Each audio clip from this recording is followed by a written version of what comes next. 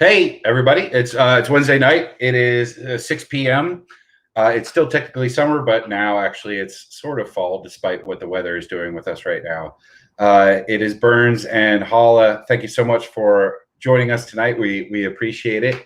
Actually, we're in this weird season now, Terry, that I wouldn't even describe as summer or fall. It's just fire season. That's what it is. It is like, it's beautiful here in Seattle right now. The smoke was worse on Monday night than it is currently, but it was really bad on Monday night. But still, I don't know what you're seeing in Snohomish. It's still quite hazy here, and I only expect it to get worse.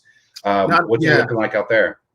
Not only is it hazy, but the smell of smoke is thick in the air. Man, like the other night I walked out and it literally it smelled like my neighbors were having a bonfire. And I was like, I'm out here far enough where that's not a far-fetched idea. Your neighbors have bonfires, right? We have open fires all the time. We live out here in, this is the exurbs. This is rural area where I live. So Right. yeah, it's really rural. So literally I have horses next door. But then I realized, wait a minute, this is not a bonfire. This is real fires that are taking place. And it was numerous locations. It wasn't just one fire coming from over the mountains from eastern Washington. These were fires taking place from the north to the south, and we were surrounded, Zach. Yeah, I saw one close to Tacoma last night. Sprung up, and then I saw a map today, and it wasn't particularly helpful at pinpointing exactly where the big ones were, but it essentially it made the West Coast look like it's all entirely aflame. Yeah, which isn't that far from the truth. It's just that, I saw a fact today that Oregon had never had more than 2 mega fires, they call them, which is more than 100,000 acres. And right now, I think they're currently experiencing 4 all at the same time. That's insane. And I mean, it's mind-boggling sometimes. I know a lot of times we get to throwing around numbers that really don't mean anything to us.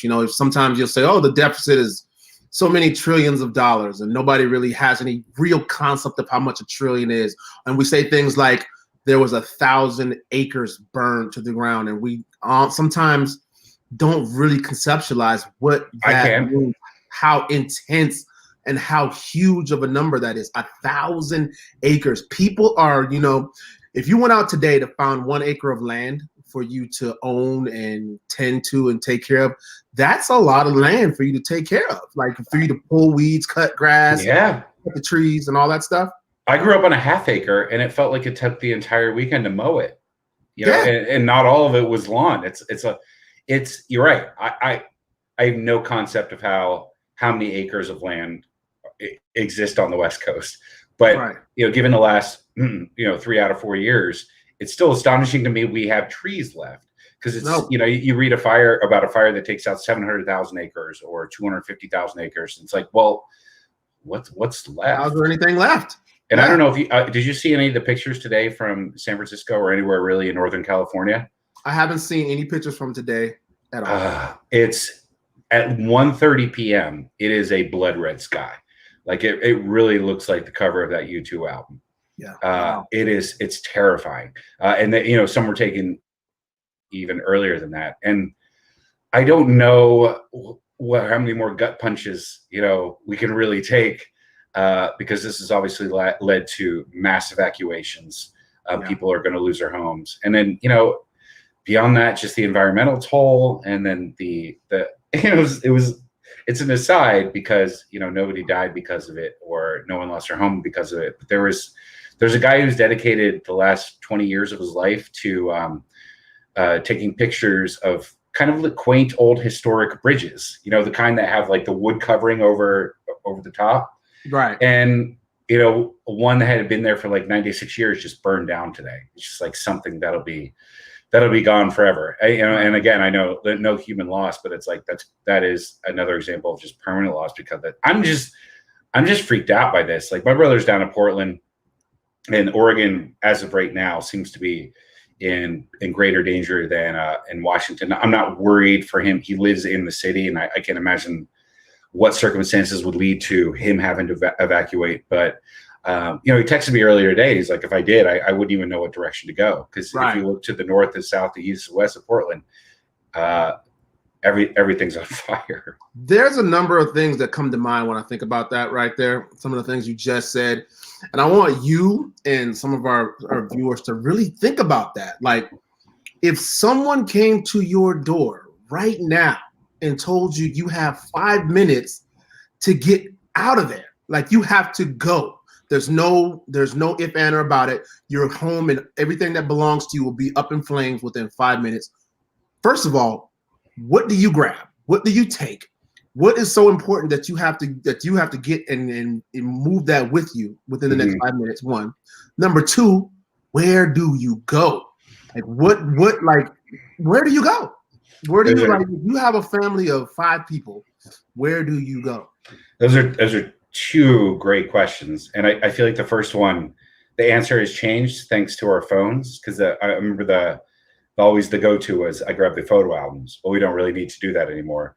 I'm grabbing my pets, and if there's room, my wife, and then I don't know where we're going.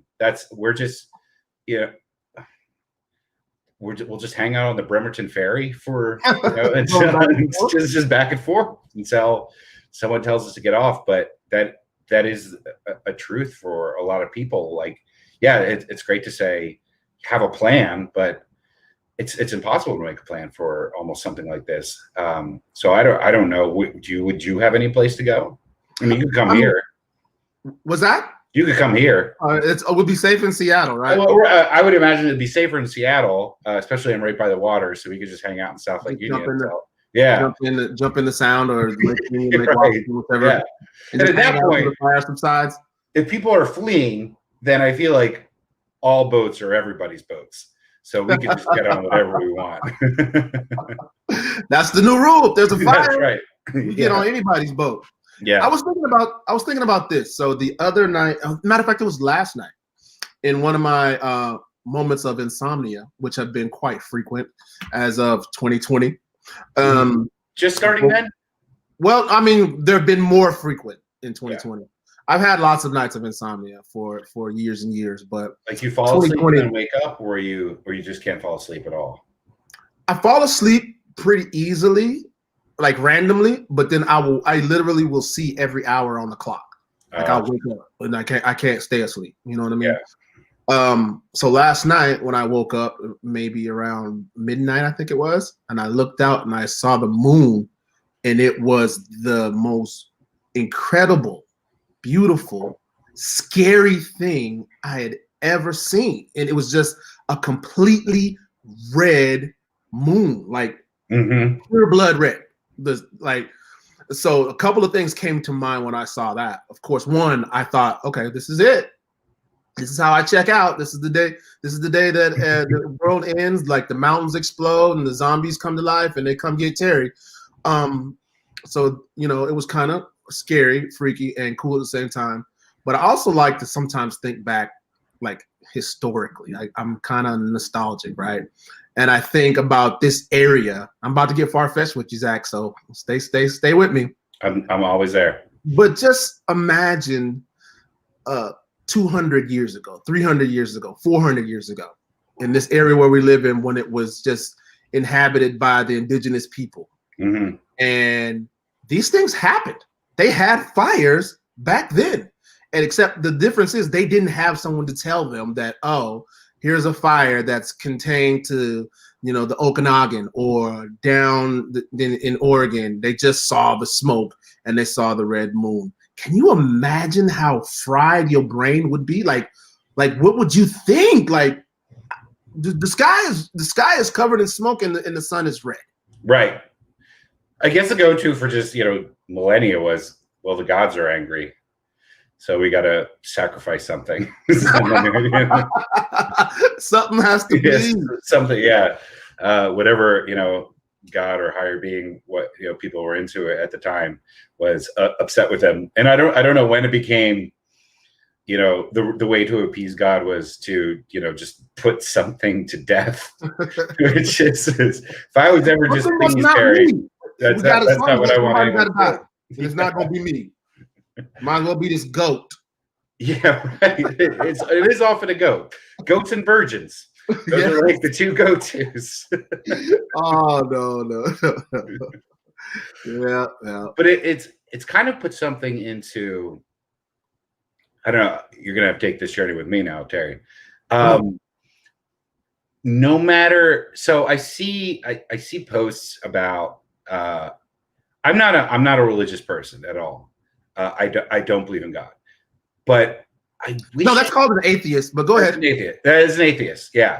And then there's the pussy version of it. I'm an agnostic because I am, and I know that is the thing that but there has to be something more. I just don't. But whatever.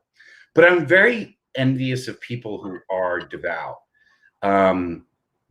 because even in the chaotic is the word corporations use, these fucked up times we're in, they're able to find a sliver of grace in their faith. And I just can't do that.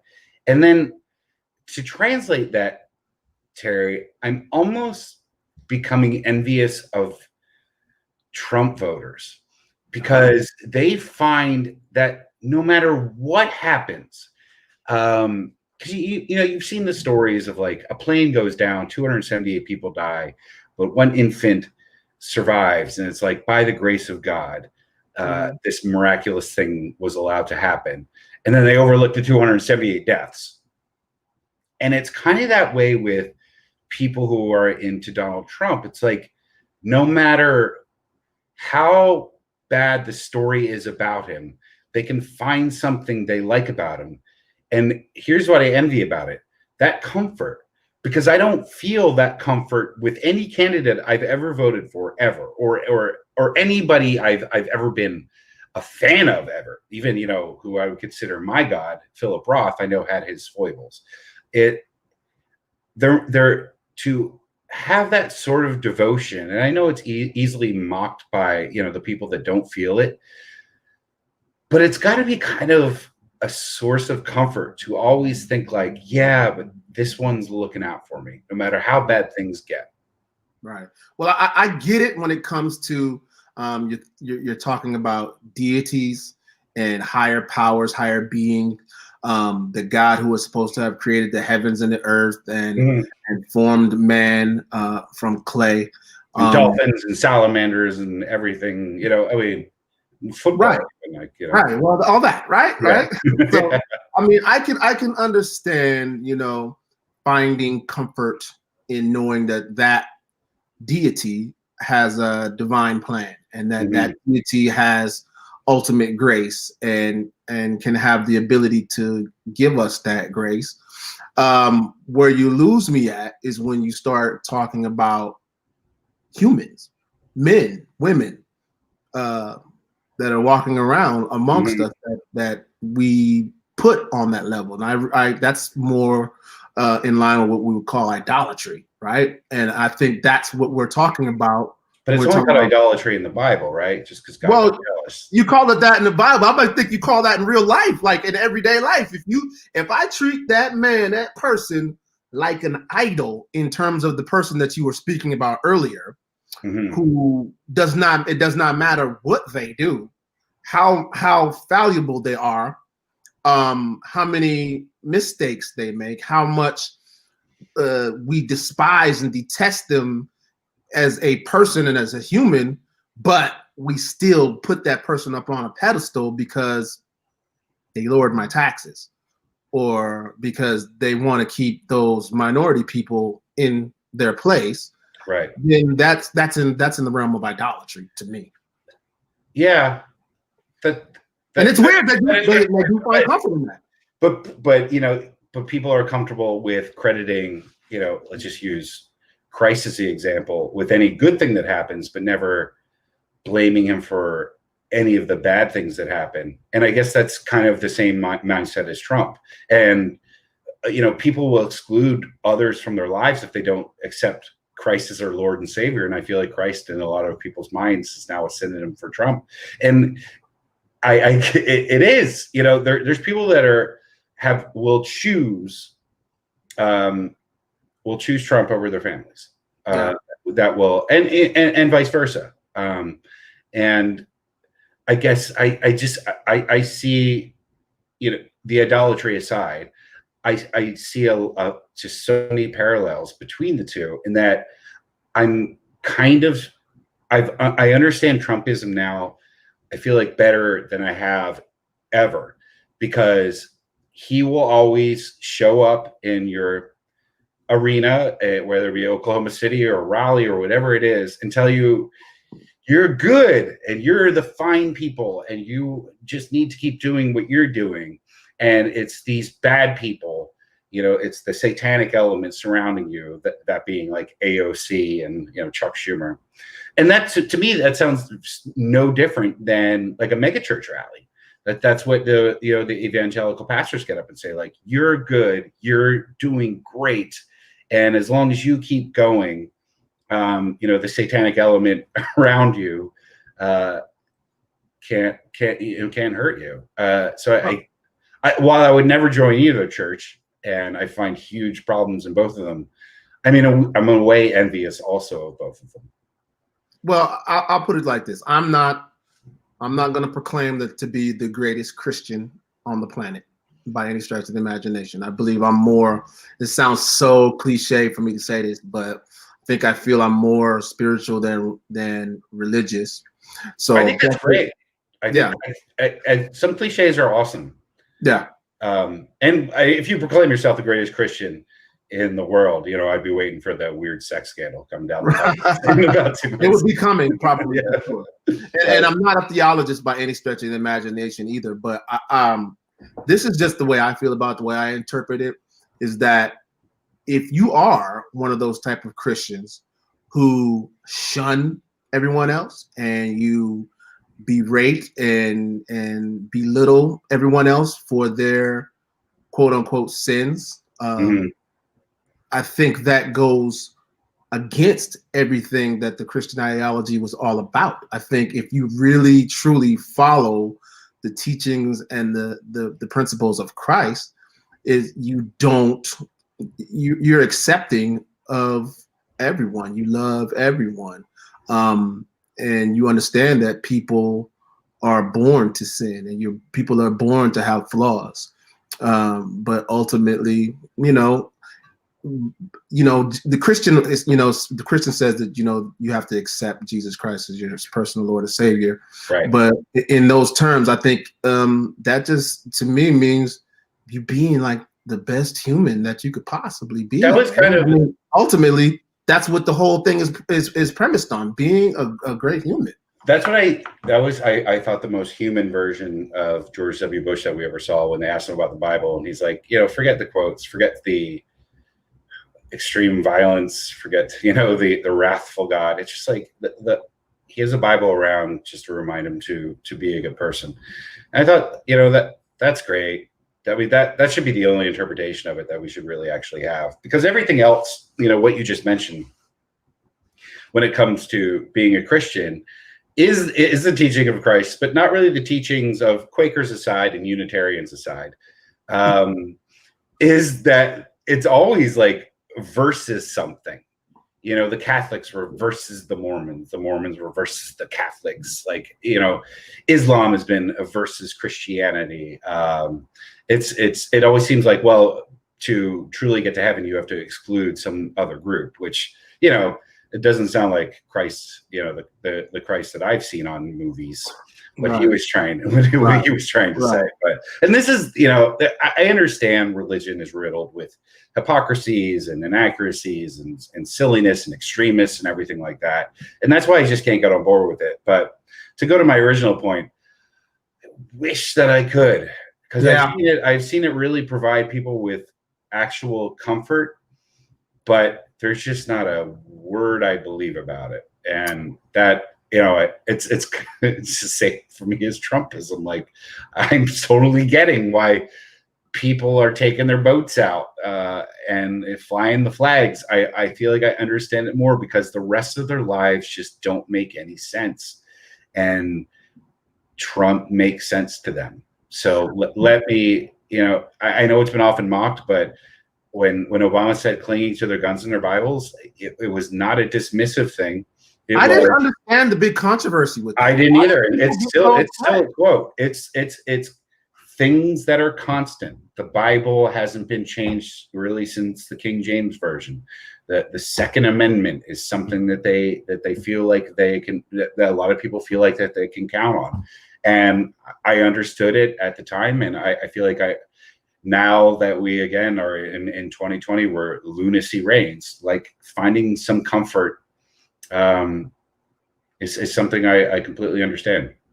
Yeah, but going back to your original point, though, you're saying that you understand now what they feel and why they cling to Trump so dearly.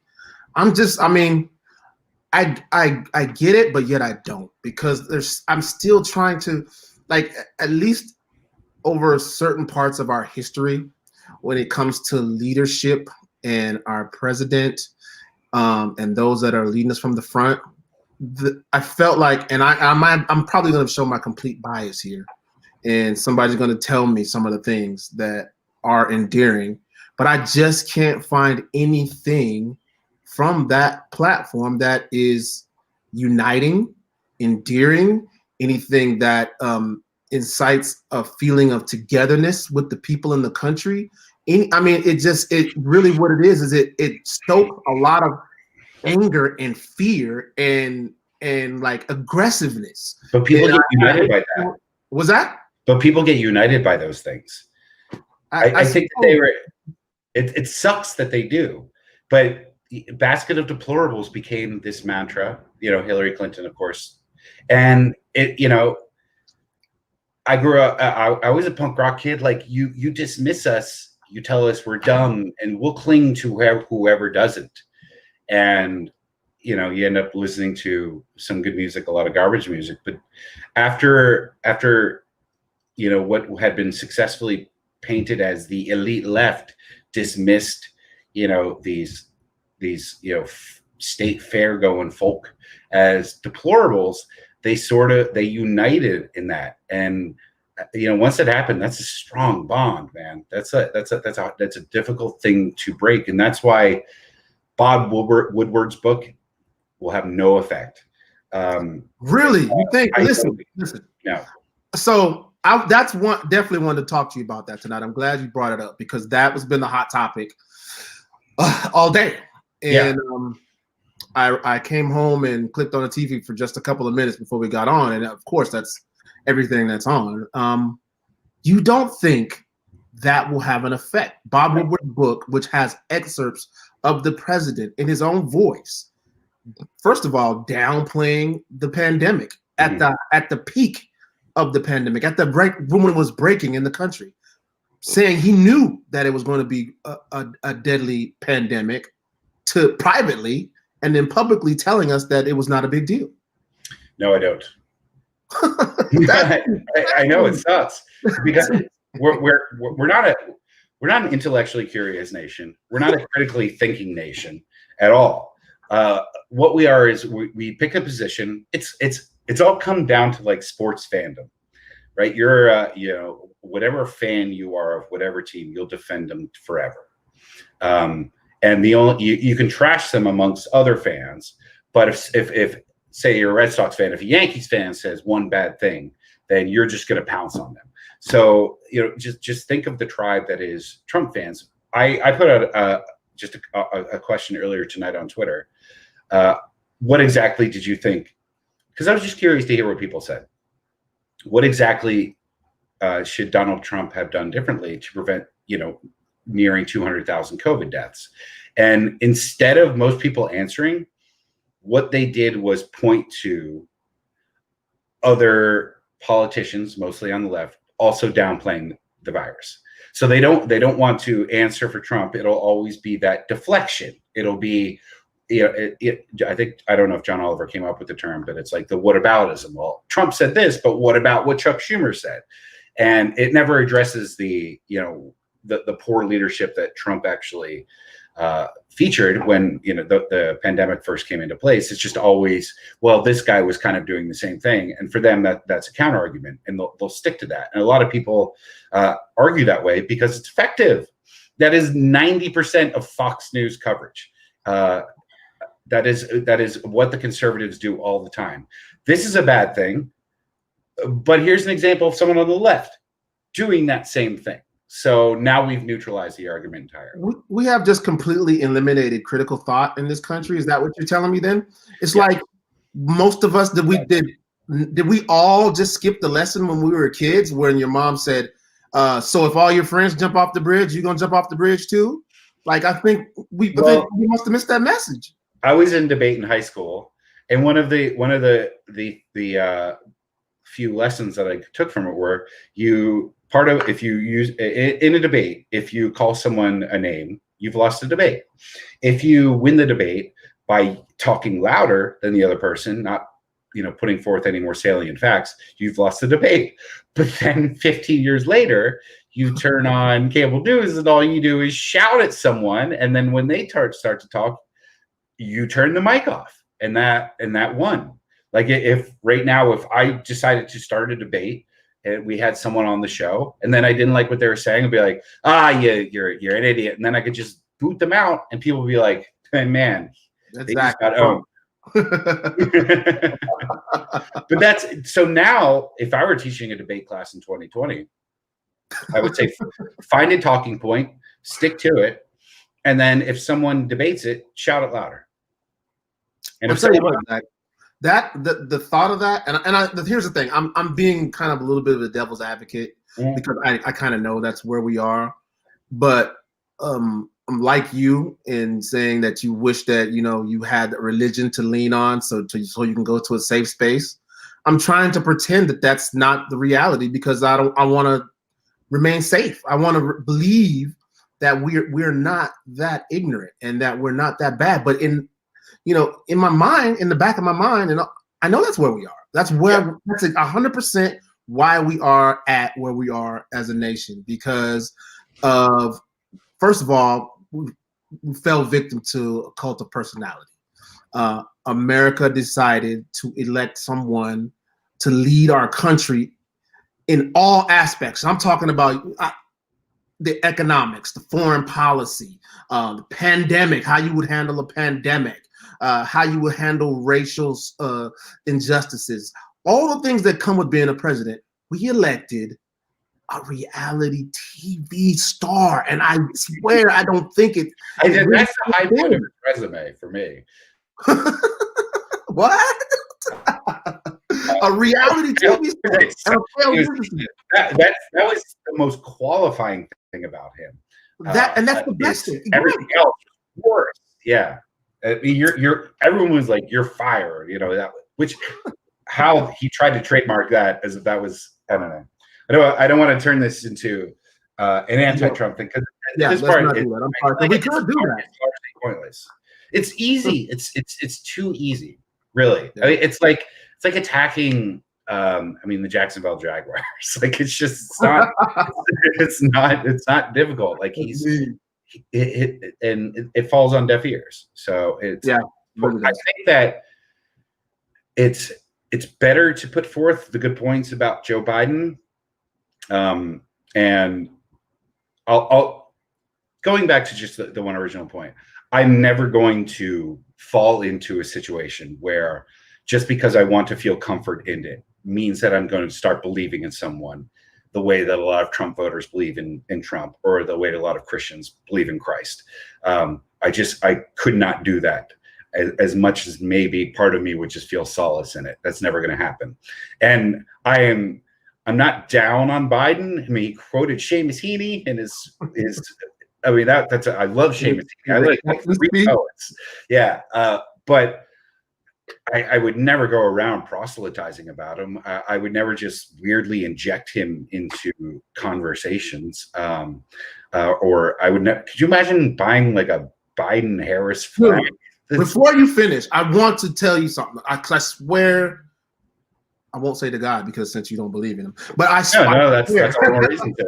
This past weekend, so I was in Eastern Washington, took the family over to Eastern Washington, and I saw a bunch of those flags. I saw a bunch of Trump 2020, and they all have some kind of crazy message on the bottom. Like, right. I've seen some like that said Trump 2020, F your feelings. Mm-hmm. All kind of like crazy stuff, like that you would never think you would ever see on a presidential election or any official campaign thing. But anyways, my point being was I really thought for a second, like, first of all, would I ever in any situation or circumstance, as semi-liberal as I think I am, put a Biden flag on anything that I own for any reason? Like, even if they paid me to campaign for him. Right. Now, maybe depending on how much they paid me, but it would have to be an exorbitant amount for me to fly a flag. Like, I don't love him like that. I loved Barack Obama and what he stood for. The first African American president of the United States of America, broke so many barriers, busted through the glass ceiling, was an example for so many millions of people. It was a good guy generally. You can't say he was a bad guy. He was a good guy, right?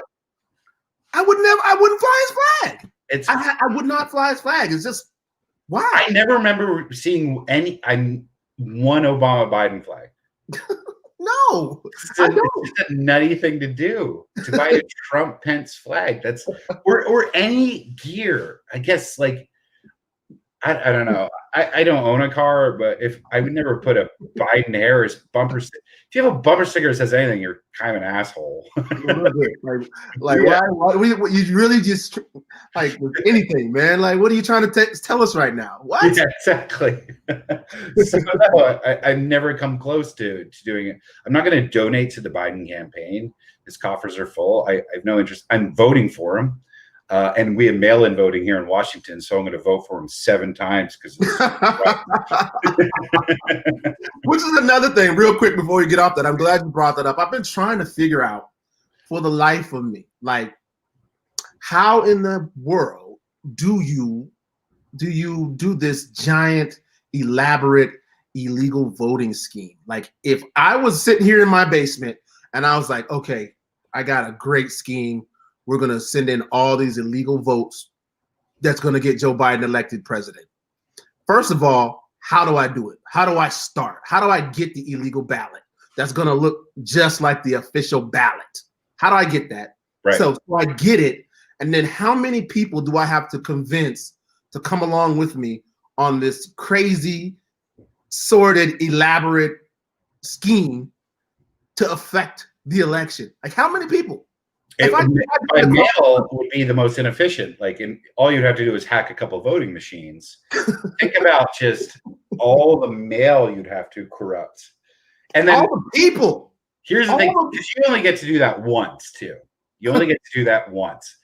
I don't think Democrats would waste that on Biden. No. And it's not even close to any proven reality anywhere. I've been voting by mail for the past 12 years now at this point, and it's it's clearly Trump trying to set up a reason to invalidate the election come November 3rd. I think everybody sees that, even voters understand that. But then they don't really care. They're like, yeah, go to invalidate it, and then we're going to vote for you again in 2024 and 2028, and then Donald Trump Jr. in 2032, and Barron eventually at 2056 or whatever. All right, we have what should be like the ultimate piece of good news coming back on Sunday. The NFL is returning. The Seahawks are back. Who do they open up against? Atlanta, right. And they're favorites. How are you feeling about this upcoming, both the college football season's already started. I just watched BYU annihilate Navy. How are you, I don't know what to make of my feelings about this season quite yet. It doesn't feel like it actually starts on Sunday, even though it does. Yeah, it's nerve-wracking on a number of different levels. For one, we didn't have a preseason at all for the NFL, which is really kind of it leaves everything kind of up in the air. The preseason, at least you get a chance to see what's there, what you have, get a little sample of what the team is going to look like.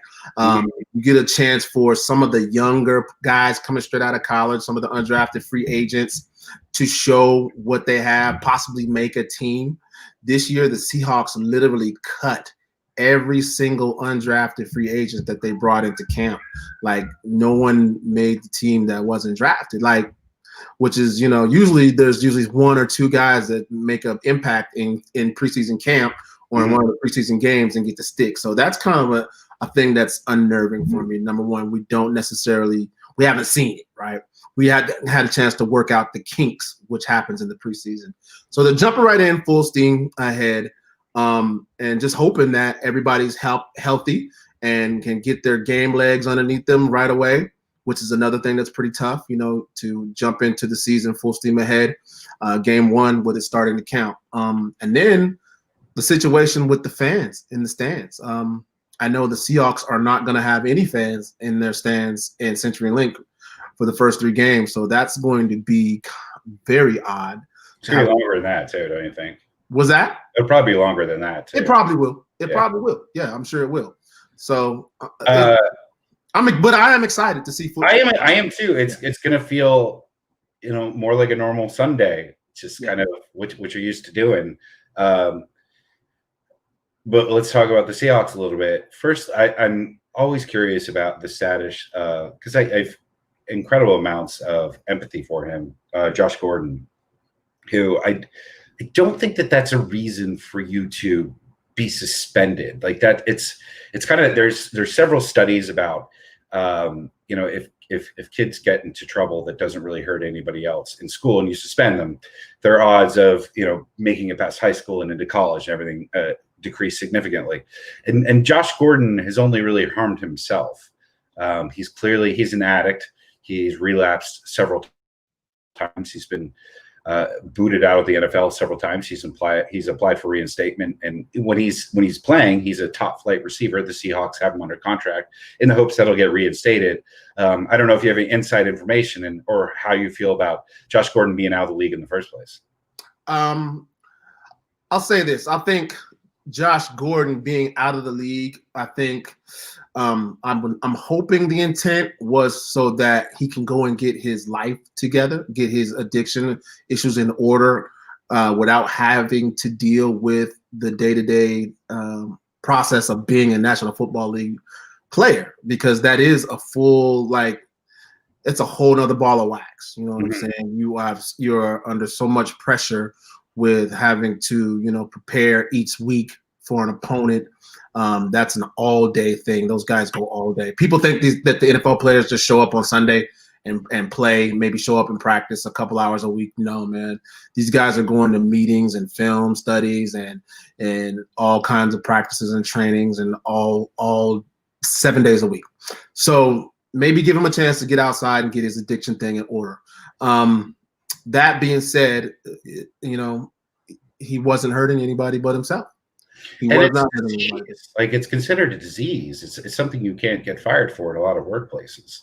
Right. But they can, but if you were on a job that required you to, to have some kind of motor functions where you're, coordinated, and there's a lot of safety issues that were involved, you could not do that job if you were an addict. So that's very true. But but it seems like the actions the NFL have taken against him have not been supportive, but instead punitive. Yeah, I agree. And I think, like I said, I was saying I hope that the NFL had that in mind when they did it. I know that the NFL is a business, and a lot of times it's a lot of PR issues.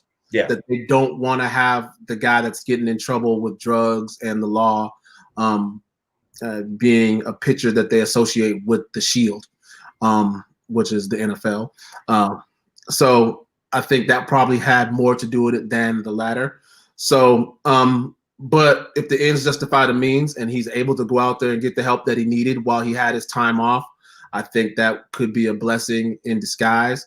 That being said, also, he was getting in trouble a lot for smoking, something that is now legal, that is now not banned in the National Football League. So, and why was it ever it's just that seemed like often when he would get his suspensions, he was testing positive for marijuana. Yeah, which is that seems so strange right now. Every stuff like that in hindsight, we look at the laws that were in place like just a couple of years ago, where we were sending people to prison for decades for something that people right now are they're still there, millionaires from, legally paying taxes on, legally. Yeah. And like you said, that are still there, which again is something else that blows my mind, where we have laws now that say that we can produce this and sell it and tax it, and the state can make money from it, but people are still locked in prison for the very same thing. It is insane. But otherwise, let's say, Gordon may or may not come back, but it seems like the Seahawks have a pretty solid wide receiving core. Otherwise, I'm because other than, Tampa Bay is looking obviously very good because Brady's just rallying the troops, and obviously Kansas City is going to be Kansas City because they have a generational quarterback again in Patrick Mahomes. But I don't see anyone really like crazy dominant right now in the NFL. It seems like every team has some pretty massive problems, including San Francisco on that list. Yeah, every team, yeah. But I think when you look in this division, I think the Seahawks are probably right now clearly the favorites. I think probably clearly the best team in this division. San Francisco is doing pretty doggone good too. They're not going to be a pushover. But I don't want. He said Jimmy Garoppolo is just like, because I thought Tom Brady was like too blessed. Like, you shouldn't be like attractive and have this golden arm. Right. And then Jimmy Garoppolo makes Tom Brady look like a troll. Like, you get lost in his eyes. Like, these stunning heaven blue that is just like beautiful, man. You don't deserve any other talents besides, those eyelashes. When guys are rushing him, he just yeah, exactly. Oh, that's all he needs to do. Just make eye contact with safety. Yeah, he's got a wealth of gifts, to say the least. Yeah, he does. I think the Seahawks will be good, man. They have a really solid squad. They lose in the area of defensive line right now, just because there's the big kind of unknown. They got some guys coming back that they like. Jaron Reed, of course, in the middle, somebody that they like a lot. But they lost Jadeveon Clowney, which was didn't want to come back to Seattle. I think in my Tennessee. Yeah, I think so. I think that was the deal, because from everything that I've been hearing, Seattle has been offering him the money that he was looking for like months ago, and he went out to test the market and fired his agent in the process, like within the last week, and took a deal with Tennessee that is kind of almost laughable, like compared to what he could have probably gotten here in Seattle. So for whatever reason, I think he just didn't want to be in Seattle, which is odd. Zach, just talking to people who have been on the organization and have left Seattle. It's a case of you don't know what you have until it's gone. The Seattle Seahawks franchise, the organization, is light years ahead of other franchises that are in the National Football League as far as their resources, their equipment, their training facility, everything that is going. Like, you have to think about it. We're in Seattle, where the team was owned by Paul Allen. Right. You probably have the best of the best of the best when it comes to technology and just advanced equipment and advanced treatments and the Oregon Ducks, who Paul Allen was a big benefactor to, probably have better facilities than a lot of NFL teams. I know they do. I know for 100% fact they do. Yeah. So like I said, I know guys that have been in Seattle and have went to other places and felt like they've been dropped in the Stone Ages. So, he's going to have to find out the hard way. Yeah.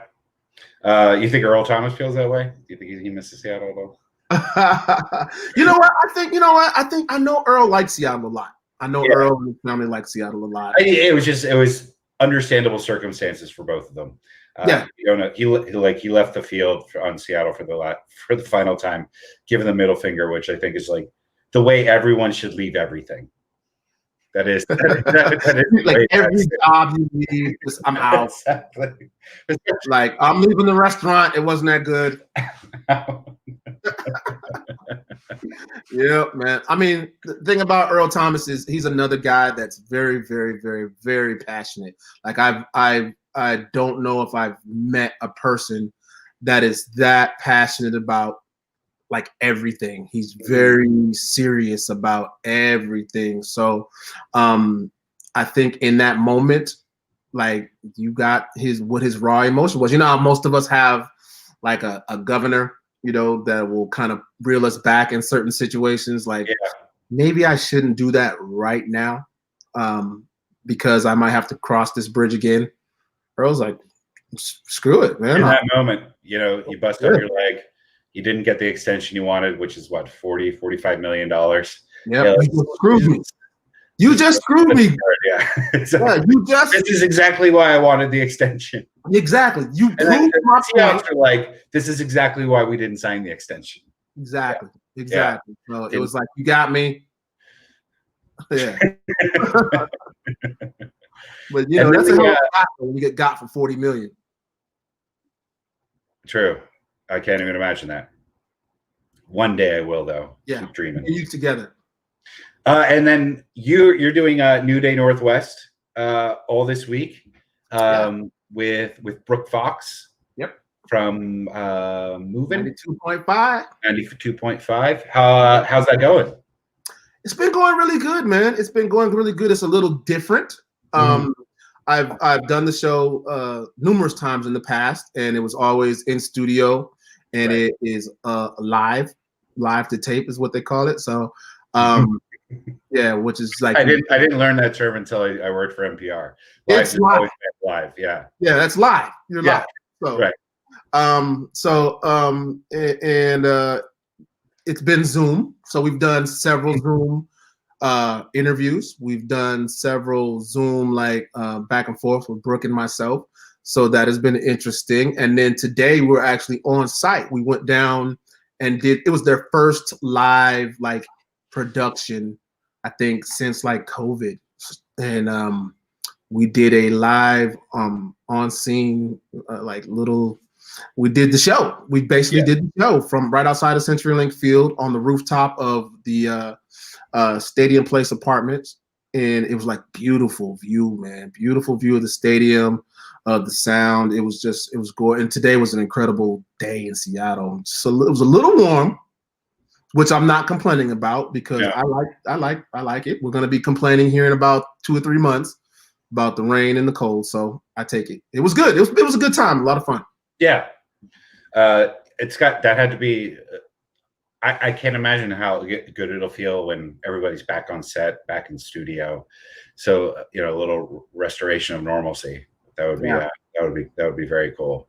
Yeah. I think, like I said, everybody that was down there on the production crew, they were just, I think they've been doing the Zoom shows so long that it was just good to get out and in front of a real camera, you know, and and the set and doing what it was that they've been doing for years. And you know, there's something about getting back into your routine that's just, again, kind of comforting. And as good as, you know, as good as some of the technology has been, there's just nothing like being there with a person. It's so different. I mean, phones are the worst. This is certainly better, but it still feels this disconnect, especially, Terry, when there's 4 of us.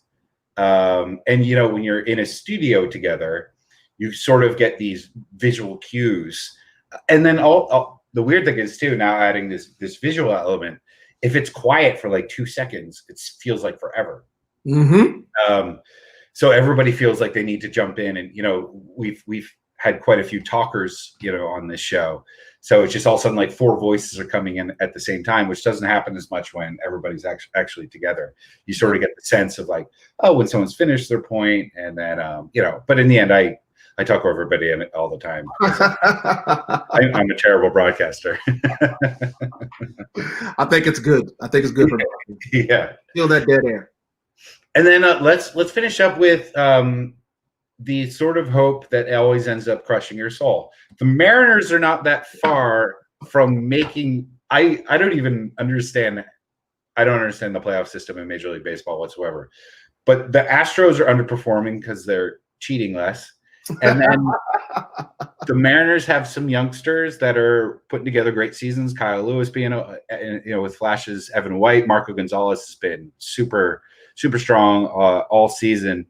And we're not that far. I mean, the season's almost over as quickly as it began, but we might make the playoffs, which is that would wild be card, right? Well, of course, wild card. I would, yeah, definitely. But it's crazy that it would take a pandemic, this new shortened season, this new playoff expansion in terms of the amount of teams for us to finally break the Major League Sports' longest playoff drought. And I don't care how many asterisks people are going to throw behind it. Just to see them even play one playoff game would be incredibly satisfying. Here's the thing, Zach, and I'm not on. I think you know this about me at this point. I'm not a super big baseball fan. Mm-hmm. Like I don't know the players. I don't know the rules. I know the basic rules. I don't know the unwritten rules. I don't know, you know what I'm saying, all the stuff that goes along with baseball. But I do know this, and this is what makes sense about what's going on with the Mariners right now and their potential to make the playoffs. I do know that every year, early in the spring, everybody has so much hope for the Mariners. And I know they come out of spring ball and everybody's like, these guys are going to be good. They're young. They're fiery. They're fun to watch. They got guys. They got bats. They're doing this. They're doing that. And then they'll play like 20 games. And then everybody's like, oh, my God, the Mariners are going to be pretty good. And then they just go. Well, last year was the worst because they started off 13-2. Right. And most baseball analysts were like, this is unsustainable. But, you always think like, well, you have an East Coast bias or whatever reason that you dismiss whatever they have to say. But they were right. We started getting rid of the key elements that were providing that 13-2 start. And then a lot of players that were playing really well started sucking. Daniel Vogelback has now been on like 4 different teams since being released by the Mariners. And you looked at him and you were like, there's no way you should be hitting this many home runs. You were chubby. You have a stupid necklace. And it's just like, you have no track record of doing anything like this. So, but thank you for doing it for a little while. But the Mariners are, I'm a big baseball fan. And I wasn't a Mariners fan until I moved to Seattle. I'll admit that. So it's not like I have any longevity when it comes to this. I wasn't around for, the 95 slide or anything like that. But I love what sports can do in terms of putting aside any other conversation and truly being the only thing a city talks about, which, when I'm not a Royals fan, but damn, that year when I lived in Kansas City in 2015, I was a huge Royals fan because there's always a million other problems, a million other disagreements. But it's like, if you saw someone else with a KC hat on, right away you were buddies. And I thought there's really nothing else besides sports that can do that. There's literally nothing else. There's not a movie. There's not an album. There's certainly not a politician or a leader or an issue. Or even a season, like we can't, or holiday. It's the only thing is really sports that at least, regionally can bring an entire community together. And fortunately, I've been able to experience it like 3 times now. Except Philly. Yeah, Philly, I agree. Well, that's the nature of Philly, right? That's why I love Philly. I like to brawl a little bit. We do. We're mean. No one likes us. We don't care. Yeah, I love Philadelphia fans, specifically Eagles and Flyers fans, which are a different breed than Phillies and Sixers fans. Their viciousness is wonderful. All right, well renowned. So Terry, you missed a good one on Friday. Had all my I heard all my punk rock heroes. It was fun. Just to hear what it's like. You and I we both make a living communicating with other people, but we can do it this way. They make a living performing live in front of other people, and have not been able to do that. So it's just interesting to hear their different takes on how they've been coping with. Let's face it, the feed to your ego that nightly applause, absolutely provides. And to not have that anymore. Imagine, what are you watching this weekend besides the Seahawks? Oh man, what am I looking at on TV right now? There's I started a new series. I think it's HBO. It is HBO, called Lovecraft County. Oh, Lovecraft Country. Lovecraft Country, yeah. Yeah. And it's created by Jordan Peele. Yeah. The guy behind Get Out and the Key and Peele show. Yeah, it's kind of a creepy historical, all wound into one, aliens. Lovecraft is like one of the most beloved sci-fi / horror writers, but he was also an insane racist. So this is Jordan Peele's way of appreciating the material and also reinventing it to sort of own it himself. And when's the last time Jordan Peele had anything like a miss? Everything he's done, pretty much ever. Pretty astounding. Yeah, he's a winner. He's been a winner. Yeah, for sure. I want to be him when I grow up. I'd be Keegan-Michael Key when I grow up. I would take that in a heartbeat. And he's now like the Garfunkel, weirdly, of the two. Strangely enough. Yeah, really weird.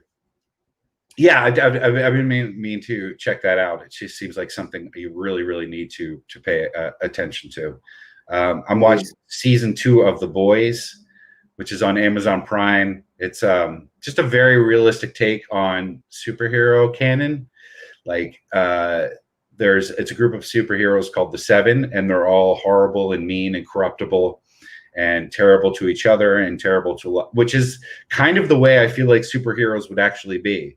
It's crazy to think that Superman would be nice all the time. Yeah, he's got to have a bad day. He's got to have a bad day. There's at some point someone would harass him when he was having dinner with Lois Lane, and he would just try to push him out of the way, but he has superhero strength, so he would push that dude through a building. Yeah, I hear you. All right, dude. Well, we'll talk again on Monday. I hope you did have a good Labor Day weekend. Yeah, me too, man. Good to see you. I got out of Seattle and went to Portland. It's the first time I've left Seattle since February.